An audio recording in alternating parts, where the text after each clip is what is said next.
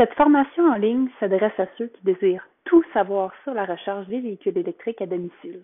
À la fin de celle-ci, vous serez en mesure de déterminer comment une propriété pourra éventuellement être munie d'une borne de recharge et à quel coût. La formation couvrira les niveaux de recharge, les contextes d'installation et donnera un aperçu des coûts pour l'installation d'une borne de recharge. La vitesse de recharge d'un véhicule électrique est déterminée par son niveau de recharge. On retrouve typiquement trois niveaux, soit le niveau 1, qui permet de recharger un véhicule à environ 6 km/h, le niveau 2, qui permet une recharge à environ 37 km/h, et la recharge rapide, qui permet une recharge à environ 250 km/h. À domicile, le standard est le niveau 2. Étant donné que 80% des Canadiens font moins de 60 km par jour, la plupart verront leur véhicule pleinement rechargé en moins de 2 heures. Nous allons maintenant regarder deux contextes pour l'installation d'une borne, soit en maison et en condo. En maison, pour installer une borne de recharge, l'électricien devra passer un fil entre la borne et le panneau électrique qui, lui, est connecté au compteur d'électricité. Dans certaines maisons, il est possible que le panneau électrique n'ait pas la capacité suffisante pour alimenter une borne. Nous allons prendre l'exemple de cette maison qui a un panneau de 200 ampères et qui a un spa. En règle générale, les maisons qui ont une entrée de 200 ampères et un spa n'ont pas la capacité d'alimenter une borne. À ce moment, lors de l'installation de la borne, l'électricien ajoutera un contrôleur de charge qui va gérer l'énergie disponible. Le contrôleur de charge prend une mesure en temps réel de l'énergie qui est consommée dans le domicile et si trop d'énergie est demandée pour alimenter à la fois les appareils de la maison et la borne, il coupera temporairement l'alimentation de la borne. Lorsque la demande en énergie va diminuer, la borne sera alors automatiquement remise en fonction.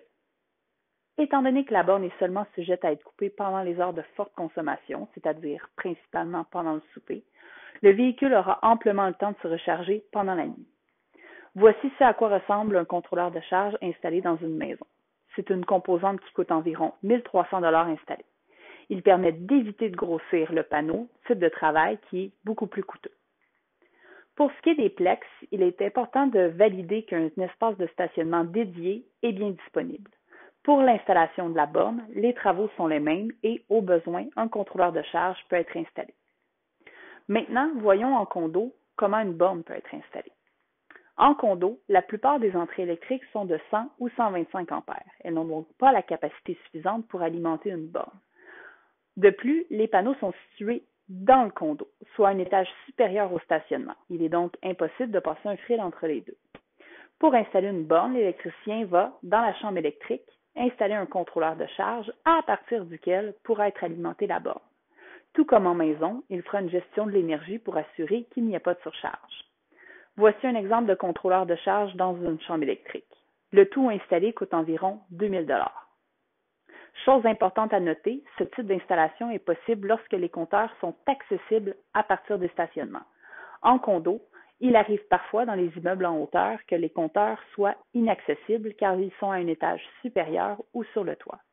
Dans ce contexte, des démarches doivent être entamées par le syndicat pour trouver d'autres options pour alimenter la borne et cela peut prendre quelque temps.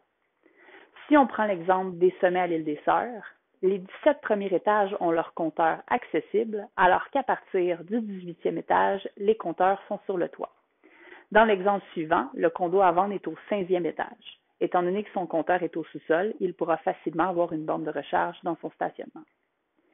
Un guide des solutions de recharge dans lesquelles toutes les informations sur les contextes et les solutions est disponible sur notre site rve.ca dans la section conseils. Regardons maintenant les coûts liés à ces installations. En maison, les installations coûtent en moyenne 1 250 $, au minimum 350 $ et au maximum 6 000 $.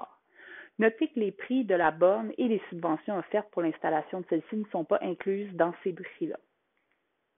Les facteurs qui influencent le prix sont la capacité de l'entrée électrique, donc à savoir si la capacité est suffisante ou non, et la distance entre le panneau électrique et la borne.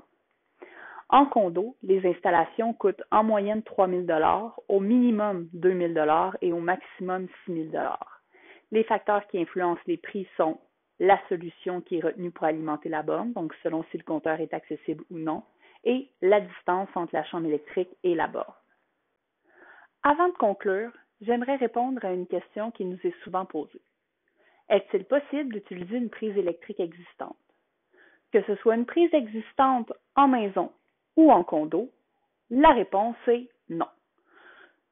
Selon l'article 86 du chapitre d'électricité du Code de construction du Québec, l'appareillage de recharge doit être alimenté par une dérivation distincte.